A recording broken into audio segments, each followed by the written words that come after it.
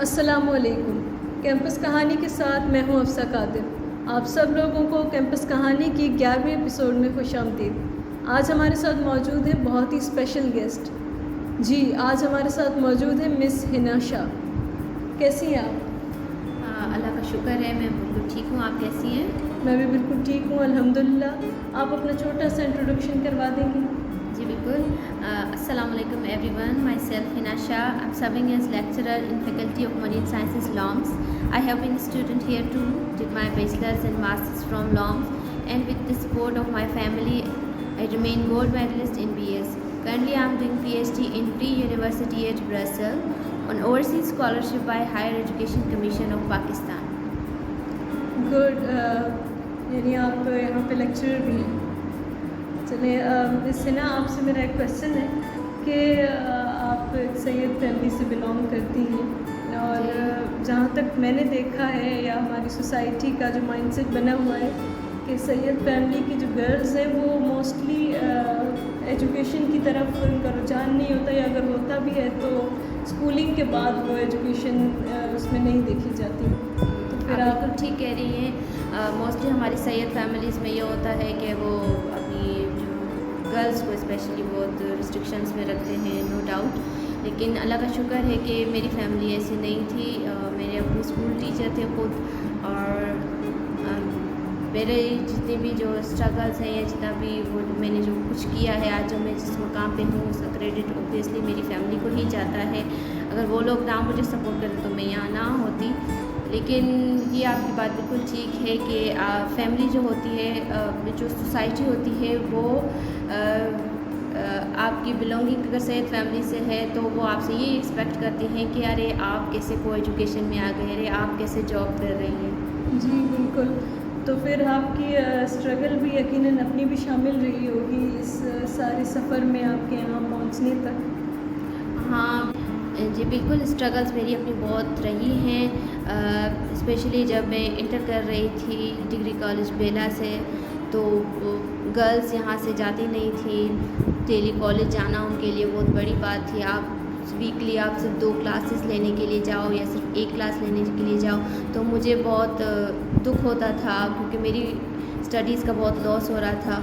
तो वहाँ पर फिर मैंने ये किया कि सेल्फ़ स्टडी भी मुझे करना पड़ी। इसके बाद मतलब अपनी मुझे बहुत ज़्यादा मेहनत करना पड़ी क्योंकि मैं ऐसे हाथ पे हाथ धरे नहीं बैठ सकती थी। तो जाहिर सी बात है मेरे अपनी भी बहुत स्ट्रगल्स हैं। बिल्कुल, आपकी अपनी स्ट्रगल है तभी आप यहाँ तक पहुँच पाई हैं, ये सब कुछ मुमकिन हो पाया है। एक और क्वेश्चन है मेरा आपसे कि आपने यहीं से अपना बैचलर्स कंप्लीट किया और मास्टर्स, और आप गोल्ड मेडलिस्ट भी रह चुकी हैं, और अब इसी फैकल्टी में आप लेक्चरर हैं, तो क्या डिफरेंसेस आपको फ़ील हो रहे हैं?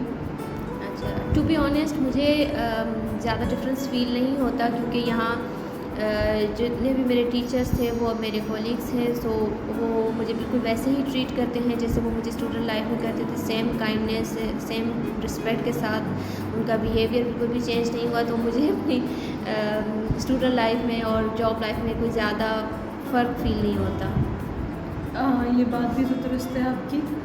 मुझे ये भी आपसे पूछना है कि आपने मेंशन किया कि आप पीएचडी कर रही हैं यूनिवर्सिटी ऑफ ब्रसेल्स से, तो आप वहाँ पे गई हैं, यकीनन एक माहौल चेंज हुआ होगा, आपका सिस्टम चेंज हुआ होगा, कल्चरली बहुत सारी चीज़ें चेंज हुई होंगी, तो वो सब आप कैसे फील कर रही हैं?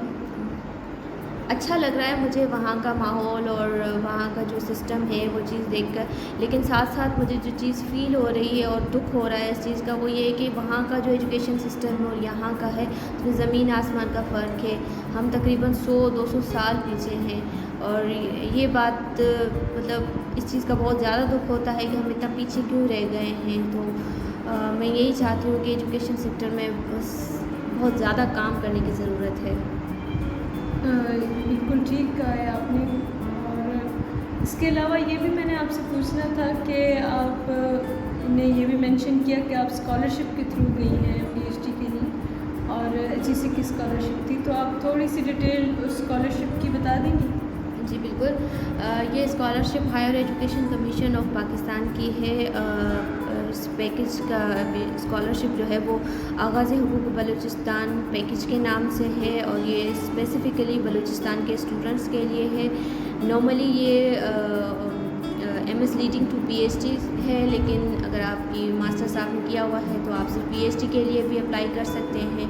तो ये कि फुली फंडेड आपकी ओवरसीज़ स्कॉलरशिप होती है जिसमें आपकी रिसर्च एक्सपेंसेस और आपका स्टे और ये सब कुछ HEC बेयर करती है। अच्छा, तो फिर आपने स्कॉलरशिप को किस तरह अवेल किया और आप फर्दर जो स्टूडेंट्स हैं उन्हें क्या कहना चाहती हैं कि किस तरह अवेल करें, क्या करना चाहिए उन्हें to avail such kind of scholarships? अच्छा, मैं स्टूडेंट से तो यही कहना चाहूँगी कि वो बहुत ज़्यादा एक्टिव रहें। सबसे पहले ये है कि specially girls, never lose your hope, never give up in your life. आप अपने जो ड्रीम आपने बनाए हुए हैं आप उनके लिए स्ट्रगल करें, उन्हें हासिल करने की कोशिश करें।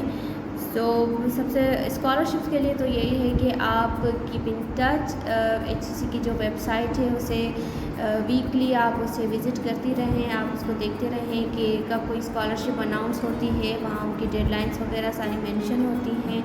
इसके अलावा आप सोशल मीडिया पे एक्टिव रहें, स्पेशली फेसबुक पे बहुत सारे ऐसे ग्रुप्स बने हुए हैं जहाँ HEC के स्कॉलरशिप्स के बारे में पूरी इंफॉर्मेशन और डिटेल्स दी हुई होती हैं और टेस्ट कैसा होगा, आप उसकी प्रिपरेशन कैसे करोगे, ये सब वहाँ पे मेंशन होता है।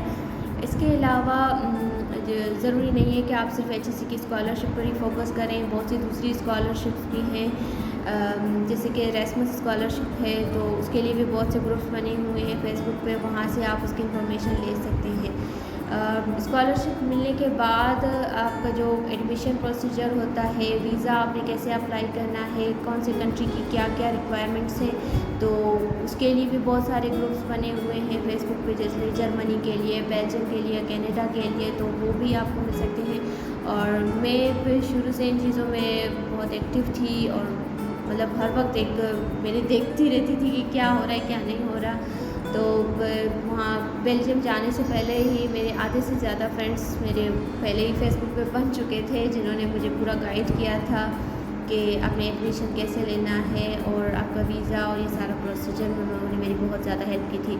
तो मैं बाकी सारे स्टूडेंट्स को भी यही कहना चाहूँगी कि वो इन चीज़ों को बिल्कुल अंडर एस्टिमेट ना करें, स्पेशली फेसबुक को।